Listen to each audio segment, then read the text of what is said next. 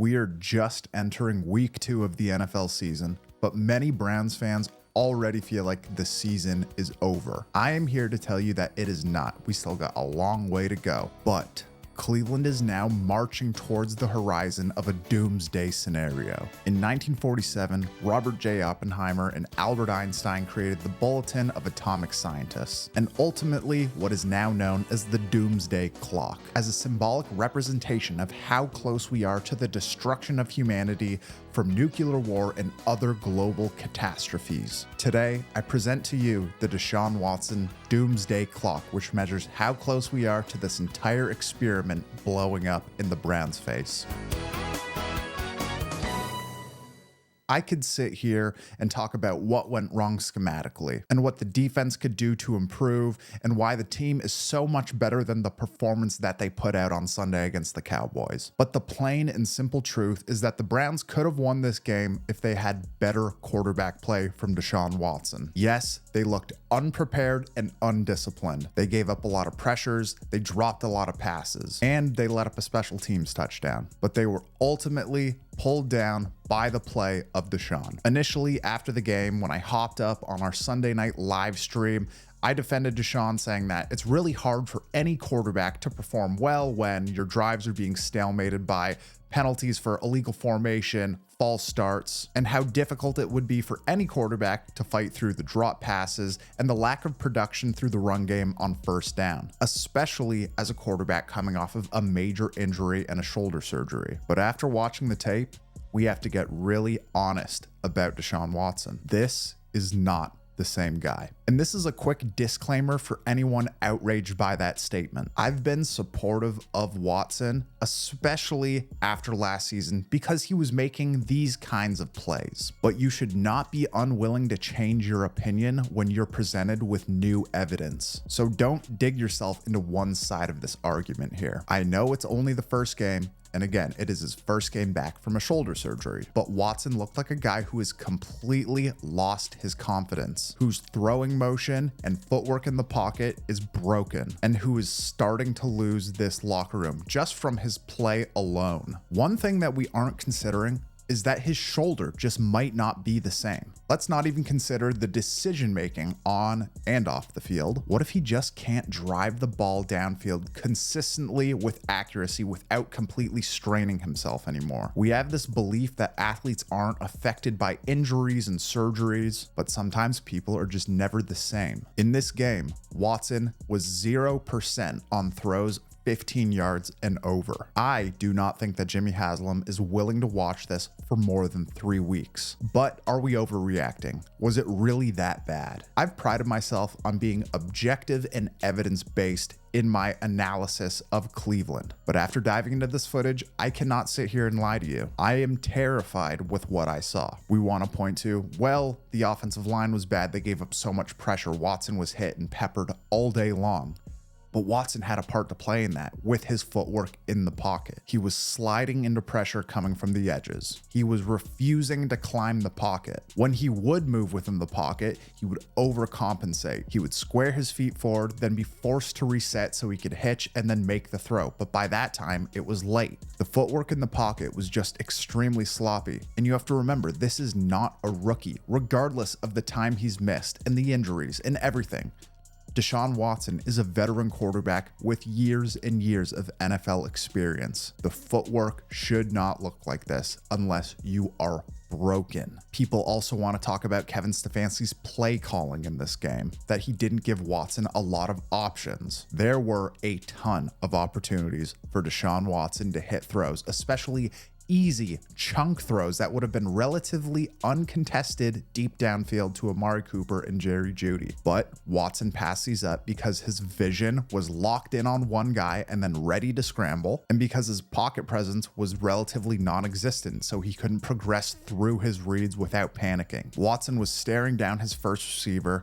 The Dallas defensive backs were just planting their feet and waiting to drive once that slow throwing motion started to take place, and they would just drive on the ball and break the pass up. And this is the thing about his throwing motion right now. His base gets so wide and he has to put so much torque with his entire body onto the ball, like he's trying to make up for the power that he used to have. In my mind, if this level of play continued past week 3, he would be benched for Jameis Winston, and that would leave us just seconds, metaphorically, to Doomsday. If he lost the starting job, the only thing that would be left to do would be to cut him, because you cannot have a captain who is worth $46 million a year being the backup in that locker room. There were some bright spots for Watson in this game. I thought that he hung around, he fought, he was trying to make plays, he just wasn't doing it the right way. And I don't think he quit. He hung in the pocket late in the game and took an enormous shot on that deep ball to Amari Cooper, which he dropped. But I don't know how much of that refusal to quit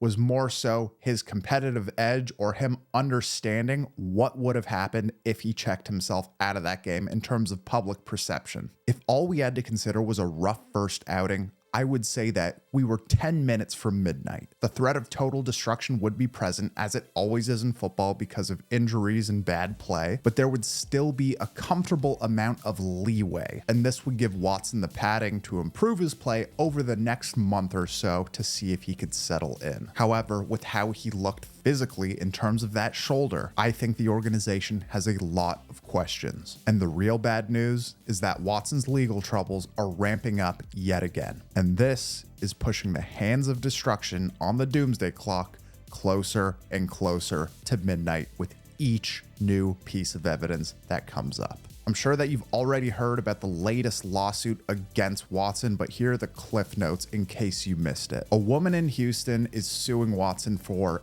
SA. She claims that they were supposed to go on a date. Watson got very aggressive, and then he turned into a little freaky demanding that she massage his rump roast. All joking aside, the claim ultimately ends with what can only be described as the R word on YouTube, and Watson forced himself onto her. I know that there are a lot of guys on this channel who will default to innocent until proven guilty, and I am with you as it pertains to the law, but that doesn't mean that you just dismiss these claims as lies. You take your time and investigate them so you can find the truth. And I really want Browns fans to answer this question. If the Steelers, Bengals, or Ravens signed Deshaun Watson, would you be defending him right now? Or is this purely based on your allegiance to your city's team? And this doesn't mean that you stop supporting your team, but it also doesn't mean that you have to defend this guy as a person off the field. Now the NFL is opening another investigation into these claims, and the woman who is leading the investigation is Lisa Frail, the same woman who led the initial investigations into Watson back in 2022. Lisa Frail and the NFL wanted a minimum of a 1-year suspension with the possibility of being reinstated after a full season out of the league. That means that they found some pretty bad stuff, some pretty damaging things after speaking to the women who were accusing Watson of these things. Yes, in the legal investigations, he was found to not be criminally guilty, but the NFL 1000% found things that showed that Watson broke their personal conduct policies. The only reason that Watson missed 11 games rather than the complete season was because the NFL and their collective bargaining agreement bring in independent people to review these,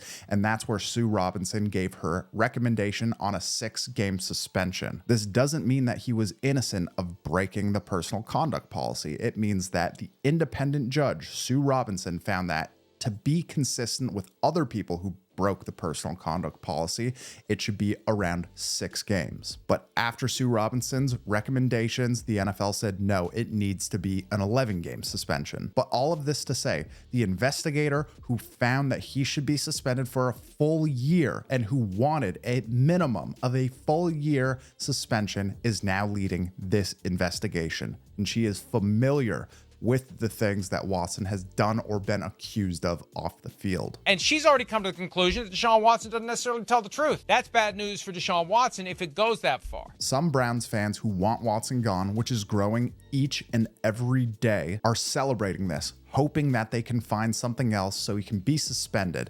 But this all hinges on paragraph 42. Did Deshaun Watson tell Cleveland, and the NFL about this incident, because if he did, he cannot be cut. The contract cannot be voided. If he did not disclose it and the investigation finds that the claims have some validity and he is suspended, the doomsday clock will strike midnight. Here's the thing people need to keep in mind when debating whether or not Watson should be punished or if he should still be the starting quarterback with all of this going on. Even if he did not do the things that are being accused towards him, he is now dealing with a ton of baggage that is going to affect his play. How do you think you would perform as a quarterback for a team with huge expectations this year in a newly modified offense, while also having to balance meetings with lawyers, potential depositions, discovery meetings, reviewing legal documents, potentially planning for a trial, and also working every single day on your public relations so your image isn't tarnished? This doesn't even take into account the new strain that will be placed on his social life in and outside of the locker room. Let me tell you, I played in some locker rooms where some creepy stuff happened with certain guys and they immediately become outcasts. They'll never publicly admit it, but these conversations are going on when Watson isn't in the room between players. With all that being said, whether innocent or guilty, there's about a 1% chance that this isn't affecting Deshaun Watson mentally.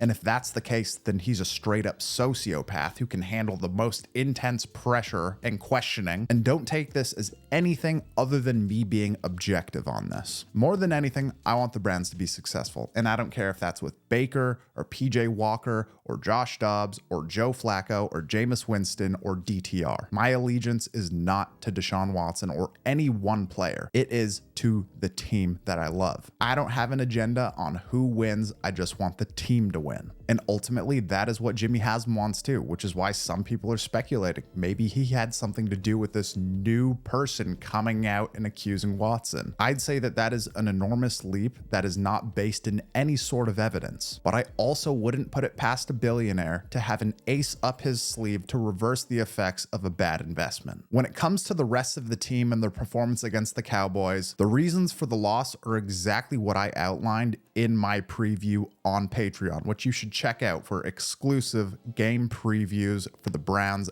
every single week on Saturday. But in that, I said that you have to keep Dak contained. You can't let him out of the pocket. You can't let him make platform throws outside of the pocket. I said that they had to mitigate the Cowboys pass rush by using quick screens, by being overall productive on first down, and more than anything, that they had to be the disciplined team while at home. They could not have false starts or illegal formations. All of those things ultimately happened, and that's why Cleveland lost. But even with all of those points, I wasn't expecting Watson to be the anchor that he was to this team. And he was, without a shadow of a doubt, an anchor to this team when he needed to be an elevator. Going into this year, I thought that they would give Watson 10 weeks to get this thing figured out, because I figured the off-field drama was done and he would build off of what he did last year. But now with the new lawsuit, the unavoidable distractions, and the performance that we saw against the Cowboys, his leash is much, much shorter. So how close are we to a doomsday scenario where the Deshaun Watson experiment officially blows up, where his contract is torn up and voided because of a suspension that breaks paragraph 42,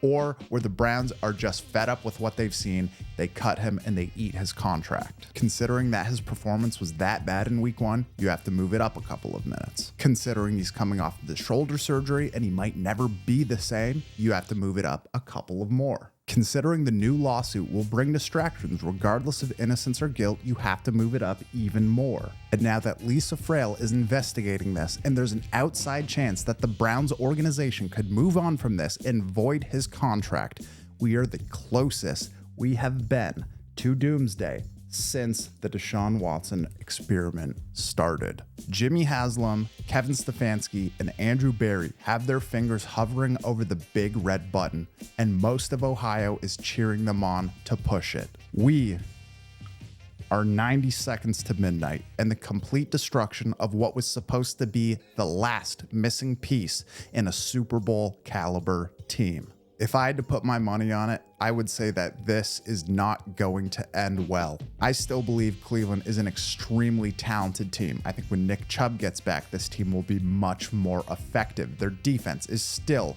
extremely talented. They played a really good game outside of a handful of drives against the Cowboys. But if this is the level of play that they're going to get out of Deshaun Watson, and with all of the distractions that are going to be coming nonstop every week this year, you might be more inclined to push the button, start from scratch, and recover from the fallout. I'd love to know what you guys think. If you think it's an overreaction, let me know. Personally, I don't think it is. I've been pretty understanding of Watson in terms of his on-field play since he arrived, understanding that it's going to take some time. There were really, really bright moments, but I don't see how he recovers from this. I don't see how the team can operate effectively with these questions nonstop every week. I think that a time is coming where the team is going to need to push this button, set off the doomsday clock, and then allow the team to recover from the fallout that will inevitably happen. If you guys want to talk about this more, catch us on a live, the Optimistic Fan Club live Wednesday night. We also do our Sunday night football post-game show where we talk about the Browns, other big NFL stories, but we're going to be giving a lot of updates week by week with the Deshaun Watson doomsday clock because that thing is ticking. Thank you guys so much for watching. Sign up for the Patreon for exclusive game previews and tons of other content that we put out on there. A lot more is going to be coming now that the season has started. It is worth it. It helps support the show. We will see you guys in the next one.